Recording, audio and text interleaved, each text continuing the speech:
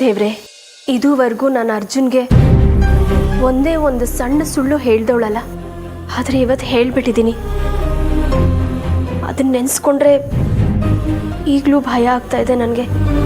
ಅವನು ಅಮೃತನ ಎಷ್ಟು ಪ್ರೀತಿಸ್ತಾನೆ ಅಂತ ನನಗೆ ಗೊತ್ತು. ಅಮೃತ ಮನೆಯಿಂದ ಹೊರಗೆ ಹೋಗಿರೋ ವಿಚಾರನ ಅವನಿಗೆ ತಿಳಿಸ್ಬಿಡ್ತೀನಿ. ಅದು ಏನಾಗುತ್ತೋ ಆಗಲಿ, ನೋಡೋಣ.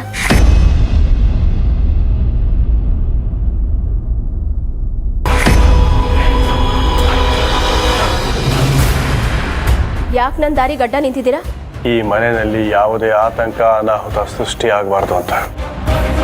ಅಷ್ಟಕ್ಕೂ ನೀನೆಲ್ಲಿಗೆ ಹೋಗ್ತಾ ಇದೀಯಾ? ಅರ್ಜುನ್ ರೂಮ್ಗೆ. ಯಾಕೆ?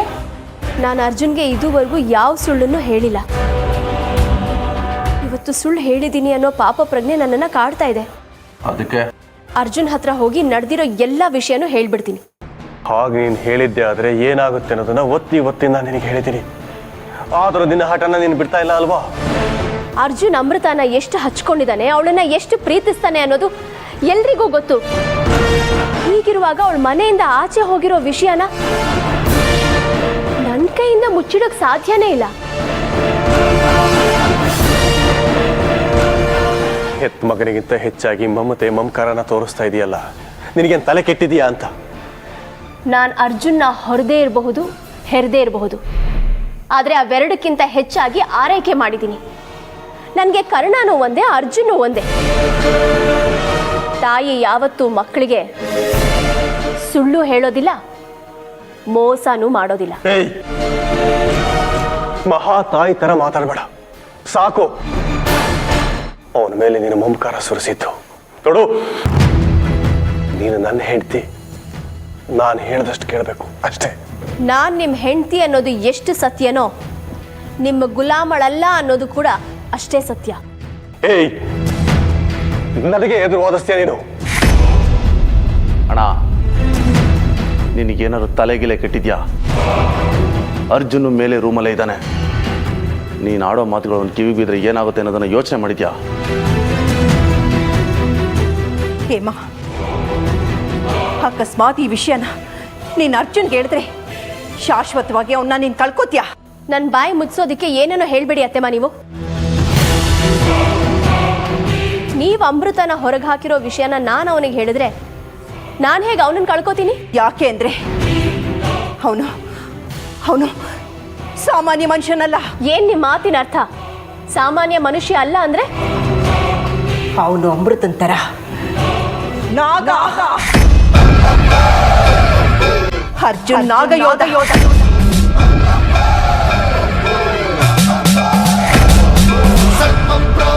ಅಮೃತ ನಾಗಿನಿ ಅಂತ ಅವನಿಗೇನಾದ್ರೂ ಗೊತ್ತಾದ್ರೆ ಅವಳನ್ನ ಹುಡುಕೊಂಡು ಹೋಗ್ತಾನೆ. ಅವಳು ಅರ್ಜುನ್ಗೆ ಸಿಕ್ಕೇ ಸಿಗ್ತಾಳೆ.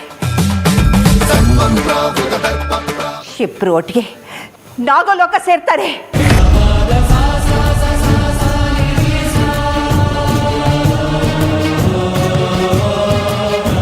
ಇಲ್ಲ, ನೀವುಗಳು ಮಾಡಿರೋ ಕೆಲಸನ ಅರ್ಜುನ್ಗೆ ಹೇಳೋದು ಬೇಡ ಅಂತ ಏನೇನೋ ಹೇಳ್ತಾ ಇದ್ದೀರಾ ನೀವು. ನನ್ನ ಮಗ ಅರ್ಜುನ್ ನಾಗಯೋಧ ಅನ್ನೋದನ್ನ ನಾನು ನಂಬೋದಿಲ್ಲ. ಅಷ್ಟಕ್ಕೂ ನಾಗಯೋಧ ಅಂದ್ರೆ ಏನು ಹೇಳಿ? ಏನು? ಅದಕ್ಕೆ ನೀವು ಅಂದ್ಕೊಂಡಾಗ ಏನೂ ಇಲ್ಲ. ಅಮ್ಮ ಹೇಳ್ತಿರೋದು ನಿಜ. ಅರ್ಜುನ್ ನಾಗಯೋಧನೆ. ಹೌದು ಹೇಮಾ, ಇವರಿಬ್ರು ಹೇಳ್ತಿರೋದು ಸತ್ಯ. ನೋಡಿ, ನಿಮಗೆ ನಂಬಿಕೆ ಬಂದಿಲ್ಲ ಅಂದರೆ ಸ್ವಲ್ಪ ಹೊತ್ತು ಕಾಯಿರಿ. ಅವನು ನಾಗಯೋಧ ಅನ್ನೋದು ನಿಮಗೆ ಗೊತ್ತಾಗುತ್ತೆ. ಅಲ್ಲಿವರೆಗೂ ಅರ್ಜುನ್ಗೆ ಏನು ಹೇಳೋದಕ್ಕೆ ಹೋಗ್ಬೇಡಿ.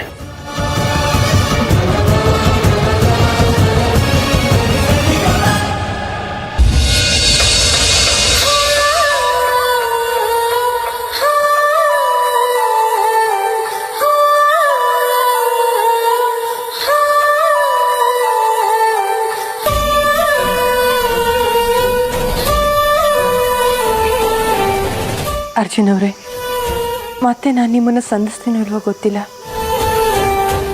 ಆದರೆ ನೀವು ನನಗೆ ತೋರಿಸಿರೋ ಪ್ರೀತಿನ ಈ ಜನ್ಮದಲ್ಲಿ ಅಷ್ಟೇ ಅಲ್ಲ, 7 ಜನ್ಮದಲ್ಲೂ ನಾನು ಮರೆಯೋದಿಲ್ಲ.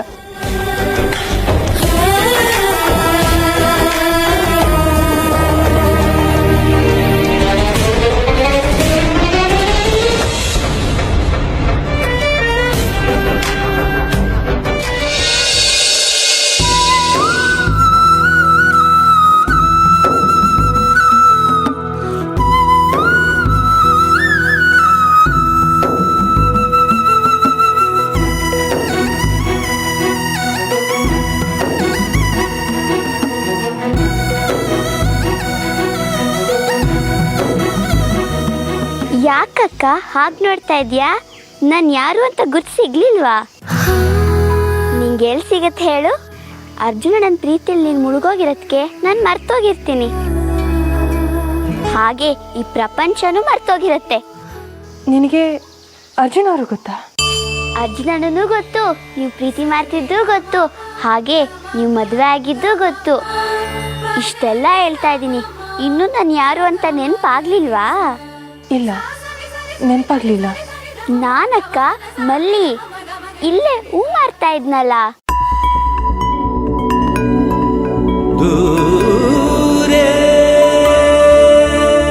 ಮಲ್ಲಿ, ನೀನಾ? ದೊಡ್ಡೋಳಾಗಿದೆಯಲ್ಲ, ನನಗೆ ಗುರ್ತೇ ಸಿಗ್ಲಿಲ್ಲ. ಹೇಗಿದ್ಯಾ ಮಲ್ಲಿ? ನಾನು ಚೆನ್ನಾಗಿದ್ದೀನಿ ಅಕ್ಕ, ನೀನು ಹೇಗಿದ್ಯಾ?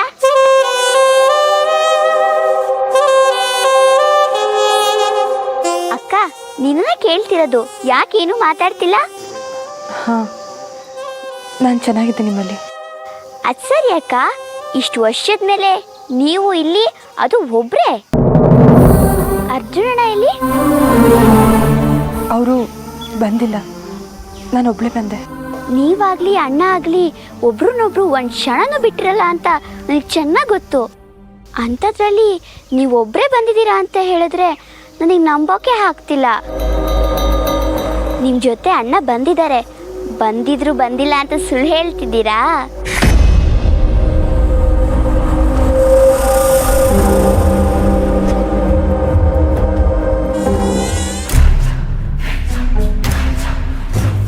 ಅಣ್ಣ, ಈ ನಾಗಿಣಿನ ಮನೆಯಿಂದ ಹೊರಗಡೆ ಹಾಕಿರೋ ವಿಷಯ ಅರ್ಜುನ್ಗೆ ಏನಾದರೂ ಗೊತ್ತಾಗೋದ್ರೆ ಪರಿಣಾಮ ಏನಾಗುತ್ತೆ ಅನ್ನೋದನ್ನ ನೆನೆಸ್ಕೊಂಡ್ರೆ ನನ್ನ ಕೈ ಕಾಲೆಲ್ಲ ನಡ್ಗತ್ತೆ.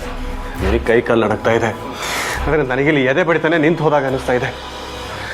ಅವ್ನು ನನ್ನ ಕಣ್ಣಿಗೆ ಅರ್ಜುನ್ ಥರನೋ ಯಾವುದೋ ನಾಗನ ಥರನೋ ಕಾಣಿಸ್ತಾ ಇಲ್ವೋ? ಕೈಯಲ್ಲಿ ಯಮಪಾಶ ಹಿಡ್ಕೊಂಡು ಕೋಣದ ಮೇಲೆ ಯಮರಾಜ ಬರ್ತಾನಲ್ಲ, ಹಾಗನ್ನಿಸ್ತಾ ಇದೆ ನನಗೆ. ಮತ್ತೆ ಈಗ ಏನಣ್ಣ ಮಾಡೋದು? ಏನು ಮಾಡೋದು? ಈಗ ನಮಗಿರೋ ಒಂದೇ ದಿಕ್ಕು ಬಾಬಾನೇ ಅಲ್ವಾ, ಅವ್ರನ್ನೇ ನೆನೆಸ್ಕೋಬೇಕು. ಬಾಬಾ ಅಣ್ಣ, ಬಾ. ಬಾಬಾ ಬಾಬಾ ಬಾಬಾ ರುದ್ರ ರುದ್ರ ರುದ್ರ ನಾನ್ ತಪಸ್ಸಿಗೆ ಹೋಗ್ತೀನಿ ಅಂತ ಹೇಳಿದ್ದೆ ತಾನೆ, ಮತ್ತೆ ನೆನ್ಸ್ಕೊಂಡೆ. ಬಾಬಾ, ನಮಗೆ ಗುರು ದೈವ ಅಂತ ಇರೋದು ನೀವೊಬ್ಬರೇ ಅನ್ನೋದನ್ನ ಮರೆಯೋದಕ್ಕೆ ಹೋಗ್ಬೇಡಿ. ನಮ್ಮನ್ನ ಕಾಯೋರು, ಕಾಪಾಡೋರು ನಿಮ್ಮನ್ನ ಬಿಟ್ರೆ ಬೇರೆ ಯಾರಿದ್ದಾರೆ ಬಾಬಾ? ನೀವು ಮಾತಾಡ್ತಿರೋದನ್ನ ಕೇಳಿಸ್ಕೊಂಡ್ರೆ ಯಾವುದೋ ಸಂದಿಗ್ಧ ಪರಿಸ್ಥಿತಿ ಇರೋ ಹಾಗಲ್ಲ ಬಾಬಾ, ಅಂತ ಸ್ಥಿತಿನಲ್ಲೇ ಇದ್ದೀವಿ. ಅಂಥದ್ದೇನಾಯ್ತು? ಬಾಬಾ, ಅಮೃತನ್ನ ಮನೆಯಿಂದ ಹೊರಗೆ ಹಾಕಿರೋದು ನಾವೇ ಅಂತೇಳಿ ಅರ್ಜುನ್ಗೆ ಹೇಳ್ತೀನಿ ಅಂತೇಳಿ ಹೇಮಾ ಹೇಳಿದ್ಲು. ಅರ್ಜುನ್ಗೇನಾದ್ರೂ ಈ ವಿಷಯ ಗೊತ್ತಾದ್ರೆ ಅವನಂತೂ ನಮ್ಮನ್ನ ಸುಮ್ಮನೆ ಬಿಡೋದಿಲ್ಲ. ಅರ್ಜುನ್ ಸಹ ನಾಗಯೋಧ, ಅವನಿಗೇನಾದ್ರೂ ಈ ವಿಷಯ ಗೊತ್ತಾದ್ರೆ ಅಮೃತನ ಜೊತೆ ಕರ್ಕೊಂಡು ನಾಗಲೋಕಕ್ಕೆ ಹೋಗ್ತಾನೆ ಅಂತ ಎಷ್ಟು ಸಲ ಹೇಳಿದ್ರು ಹೇಮನಿಗೆ ನಮ್ಮ ಮಾತಿನ ಮೇಲೆ ನಂಬಿಕೆ ಬರ್ತಾ ಇಲ್ಲ. ಹೇಮನಿಗೆ ಅರ್ಜುನ್ ನಾಗಯೋಧ ಅಂತ ಗೊತ್ತಾಗಬೇಕು. ಹಾಗೆ ಯಾವುದೇ ಕಾರಣಕ್ಕೂ ಹೇಮ ಈ ವಿಷಯನ ಅರ್ಜುನ್ ಮುಂದೆ ಹೇಳಬಾರ್ದು. ಹಾಗೆ ಮಾಡಿ ಬಾಬಾ. ಹೌದು ಬಾಬಾ. ಅಷ್ಟೇ ತಾನೆ? ಅರ್ಜುನ್ ನಾಗ ಯೋಧ ಅನ್ನೋದನ್ನ ಹೇಮ ಕಣ್ಣಾರೆ ನೋಡಿ ನಂಬ್ತಾಳೆ. ಬಿಡು.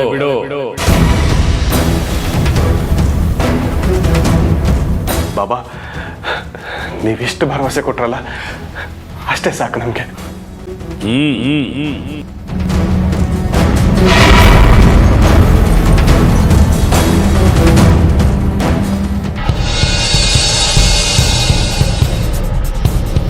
ಈ ಅಮೃತ ಅವ್ರು ಎಲ್ಲಿ ಹೋದ್ರು? ಅವ್ರ ಮುಖ ನೋಡಿದೆ ಎಷ್ಟೋ ವರ್ಷಗಳಾಯ್ತೇನೋ ಅಂತ ಅನ್ನಿಸ್ತಾ ಇದೆ. ಏನು ಮಾಡೋದು?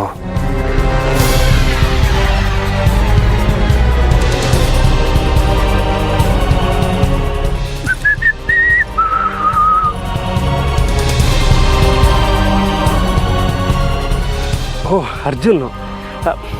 Hi bro. ಹಲೋ ನಂದ, ಎಲ್ಲಿದೆಯೋ? ಸಾರಿ ಬ್ರೋ, ನನಗೆ ಅರ್ಜೆಂಟ್ ಕೆಲಸ ಬಂತು ಅಂತ ನಾನು ಊರಿಗೆ ಬಂದ್ಬಿಟ್ಟೆ. ಊರಲ್ಲಿದ್ಯಾ? ಮತ್ತು ಅಮೃತ ಅವರು? ಅದಕ್ಕೆ ಮನೇಲಿದ್ದಾರೆ ಬ್ರೋ. ಅದೇನು ಪವಾಡ ನಡೀತೋ ಏನೋ, ಇದ್ದಕ್ಕಿದ್ದಂಗೆ ಅದಕ್ಕೆ ಕಣ್ಣು ಬಂದಿದೆ. ನಿಜವಾಗ್ಲೂ? ಹೌದು ಬ್ರೋ, ಮೊದಲು ನನಗೂ ನಂಬಕ್ಕಾಗಲಿಲ್ಲ. ಆದರೆ ಅದು ಯಾವ ದೇವ್ರ ದಯನೋ ಏನೋ ಅದಕ್ಕೆ ಕಣ್ಣು ಬಂದಿರೋದಂತೂ ಸತ್ಯ. ಅದಕ್ಕೆ ತಾನೇ ನಾನು ಅದಕ್ಕೆ ನಮ್ಮ ಮನೇಲಿ ಬಿಟ್ಟು ಧೈರ್ಯವಾಗಿ ಊರಿಗೆ ಬಂದಿರೋದು.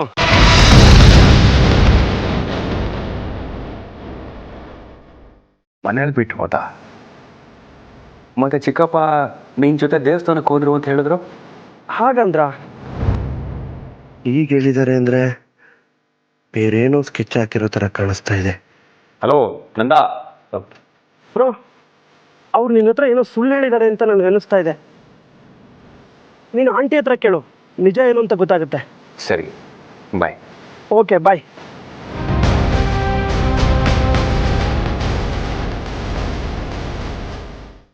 ಮತ್ತೆ ಮನೇಲಿ ಯಾಕೆ ಸುಳ್ಳು ಹೇಳಿದ್ರು?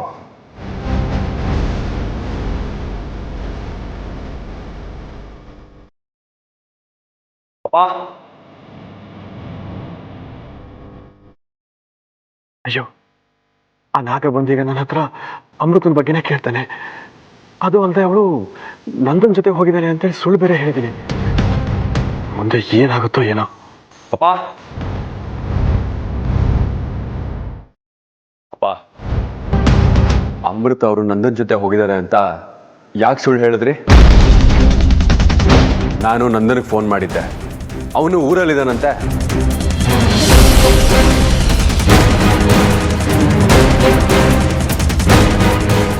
ಜೈ ಮಹಾಕಾಳ.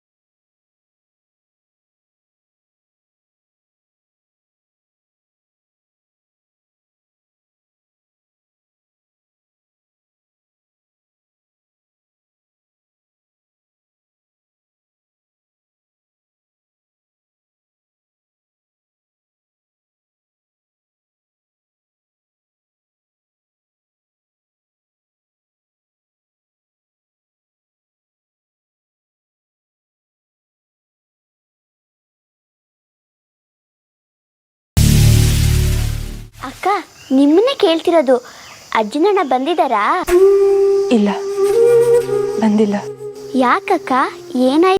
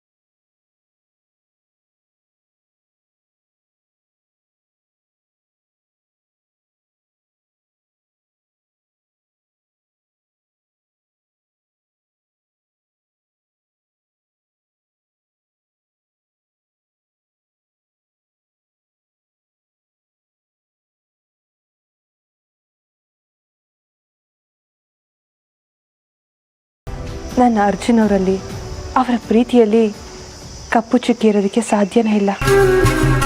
ಮತ್ತೆ ಯಾಕಕ್ಕ ಬೇಜಾರಲ್ಲಿದೆಯಾ? ಯಾವ್ಯಾವ ಸಮಯಕ್ಕೆ ಏನೇನಾಗಬೇಕೋ ಅದೇ ಆಗಬೇಕು ಅಂತ ದೊಡ್ಡವರೇ ಹೇಳ್ತಾರೆ. ಹಾಗೆ ನಾನು ಅರ್ಜುನ್ ಅವರಿಂದ ದೂರ ಇದ್ದೀನಿ. ಅಕ್ಕ, ನೀನೇನು ಯೋಚನೆ ಮಾಡಬೇಡ. ನಿನ್ನ ಮತ್ತೆ ಅರ್ಜುನಣ್ಣನ ಒಂದ್ ಮಾಡ್ತೀನಿ. ಆಕಾಶಕ್ಕೆ ಏಣಿ ಹಾಕೋ ಮಾತಾಡ್ತಾ ಇದೆಯಾ ಮಲ್ಲಿ ನೀನು? ಅಕ್ಕ, ನಿರಾಶೆಯಿಂದ ಮಾತಾಡಬೇಡ. ಧೈರ್ಯದಿಂದ ಮುನ್ನುಗ್ಗಿದ್ರೆ ಗೆಲುವು ಸಿಗುತ್ತೆ. ಮಲ್ಲಿ, ನೀನು ಮಾತಾಡ್ತಾ ಇರೋದನ್ನ ಕೇಳ್ತಾ ಇದ್ರೆ ನೀನು ಚಿಕ್ಕವಳು ಅಂತ ಅನ್ಸೋದೇ ಇಲ್ಲ. ಇಷ್ಟು ಚಿಕ್ಕವಳಾಗಿದ್ರು ಎಷ್ಟು ತಿಳುವಳಿಕೆಯಿಂದ ಮಾತಾಡ್ತೀಯ. ಅಕ್ಕ, ನಾನೊಂದು ಮಾತು ಹೇಳ್ತೀನಿ ಕೇಳು. ನೀನು ಅರ್ಜುನಣ್ಣ ಯಾವ ಕಾರಣಕ್ಕೆ ಬೇರೆ ಆಗಿದ್ದೀರೋ ನನಗೆ ಗೊತ್ತಿಲ್ಲ, ಅಥವಾ ನಿಮ್ಮಿಬ್ರನ್ನ ಯಾರು ಬೇರೆ ಮಾಡಿದಾರೋ ಅಂತ ನಂಗೆ ಗೊತ್ತಿಲ್ಲ. ಆದರೆ ನಾನು ಮಾತ್ರ ನಿನ್ನ ಮತ್ತೆ ಅರ್ಜುನಣ್ಣನ ಒಂದು ಮಾಡೇ ಮಾಡ್ತೀನಿ.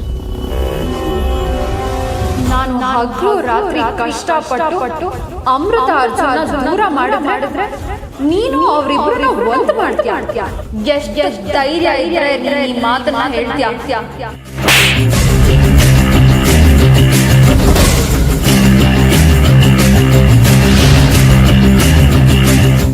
ನೀನಲ್ಲ, ಸಾಕ್ಷಾತ್ ಸಾಂಬ ಶಿವನೇ ಬಂದ್ರು ಅಮೃತ ಅರ್ಜುನ್ ಒಂದಾಗೋದಕ್ಕೆ ಸಾಧ್ಯನೇ ಇಲ್ಲ.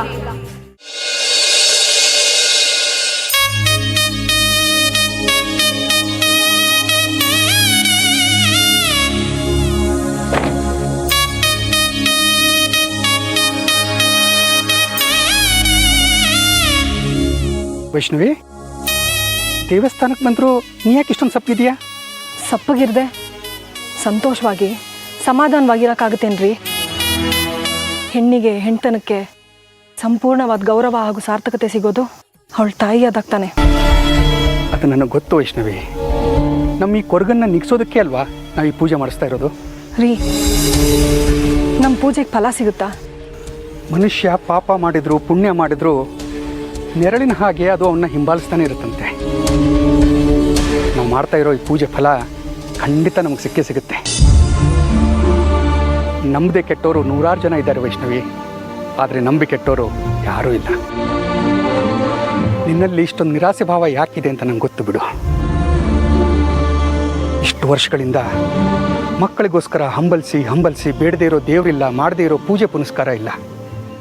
ಹಾಗೆ ಇದು 10ರಲ್ಲಿ ಇನ್ನೊಂದು ಅಂತ ಅಂದ್ಕೊಂಡ್ರು ಹಾಗಿದೆ ನೀನು ಅಲ್ವಾ ವೈಷ್ಣವಿ? ಹೌದು. ನಾವು ಇದುವರೆಗೂ ನಾಗ ಪ್ರತಿಷ್ಠಾಪನೆ, ನಾಗಾರಾಧನೆ ಯಾವುದನ್ನು ಮಾಡಿಸಿಲ್ವಲ್ಲ. ಹಿಂದೆನೇ ಇದನ್ನು ಮಾಡಿಸಿದ್ರೆ ಬಹುಶಃ ಇಷ್ಟೊತ್ತಿಗಾಗಲೇ ಮಕ್ಕಳಾಗ್ತಿದ್ವೋ ಏನೋ. ನೋಡು, ಒಂದು ಜೀವ ಈ ಮಣ್ಣನ್ನು ಬಿಟ್ಟು ಹೋಗೋದಕ್ಕೂ ಇನ್ನೊಂದು ಜೀವ ಈ ಭೂಮಿ ಮೇಲೆ ಬರೋದಕ್ಕೂ ಒಂದು ಸಮಯ, ಗಳಿಗೆ ಅನ್ನೋದು ಬರಬೇಕು. ಬಹುಶಃ ನಮ್ಮ ಜೀವನದಲ್ಲಿ ಅದು ಈಗ ಬಂದಿದೆಯೇನೋ. ಒಳ್ಳೆ ಮನಸ್ಸಿನಿಂದ ಪೂಜೆ ಮಾಡೋಣ ವೈಷ್ಣವಿ, ಎಲ್ಲ ಒಳ್ಳೆಯದಾಗತ್ತೆ. ಬಾ ಅನಿಲ್, ಆ ಹೂವನ್ನು ಎಲ್ಲ ಒಳಗೆ ತಂದುಬಿಡಿಪ್ಪ.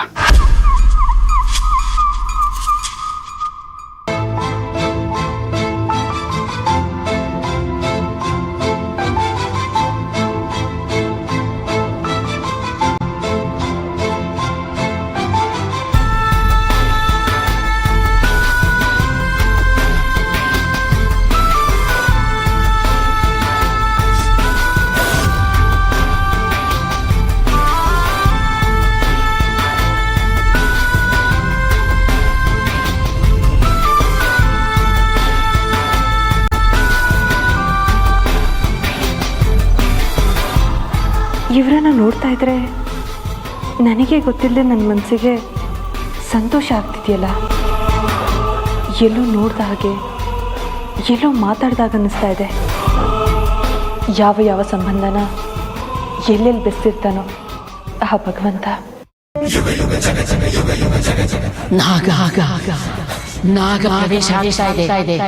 ಯಾವ ಗಳಿಗೆಗೋಸ್ಕರ ಪಕ್ಷಿ ತರ ಹಗಲು ರಾತ್ರಿ ಕಣ್ಣಿಗೆ ಎಣ್ಣೆ ಬಿಟ್ಕೊಂಡು ಕಾಯ್ತಾ ಇದ್ದೋ ಆ ಕ್ಷಣ ಬಂದೇ ರಾಶಿ ಪ್ರವೇಶ ಮಾಡಿದೆ. ಇಷ್ಟು ದಿನದ ನನ್ನ ಪ್ರಾರ್ಥನೆಗೆ ಫಲ ಸಿಗೋ ಸಮಯ ಹತ್ತಿರ ಬಂದೇ ಬಿಟ್ಟು ಅದನ್ನ ನೆನೆಸ್ಕೊಳ್ತಾ ಇದ್ರೆ ಸ್ವರ್ಗದ ಸೋಪಾನ ನನ್ನ ಕಾಲಡಿಯಲ್ಲಿದೆ ಅಂತ ಅನಿಸ್ತಾ ಇದೆ.